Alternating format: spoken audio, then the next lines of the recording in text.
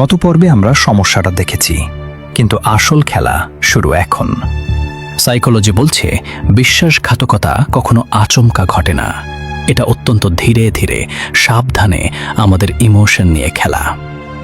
আজ এমন 3টি মারাত্মক লক্ষণ নিয়ে কথা বলবো যা মেলালে বেঈমানের আসল চেহারা পরিষ্কার হয়ে যাবে।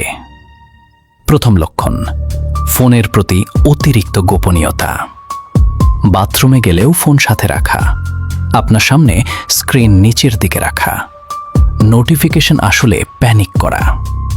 যখন কেউ অপরাধ লুকায়, তার অবচেতন মন ফোনকে সবচেয়ে বড় শত্রু মনে করে এবং সেটা আপনার থেকে দূরে রাখার আপ্রাণ চেষ্টা করে।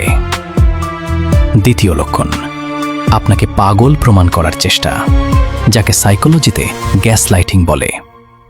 আপনি তাদের পরিবর্তন নিয়ে প্রশ্ন করলেই তারা উল্টো আপনাকেই দোষী বানাবে, বলবে তুমি বেশি সন্দেহ করো বা তোমার মানসিক সমস্যা আছে। নিজের অপরাধ বোধ ঢাকার জন্য দোষটা আপনার ঘাড়ে চাপানোর এটা একটা নোংরা খেলা। চরম এবং তৃতীয় লক্ষণ, সামনে থেকেও অজানা দূরত্ব। সঙ্গী আপনার পাশেই বসে আছে, কিন্তু মন অন্য কোথাও। আপনার কথায় কোনো ইমোশন নেই, প্রতিক্রিয়া নেই। যখনই জীবনে নতুন কেউ আসে, আপনার প্রতি তাদের সমস্ত আগ্রহ আচমকা শূন্য হয়ে যায়। এই নীরব দূরত্বই বেঈমানির সবচেয়ে বড় প্রমাণ।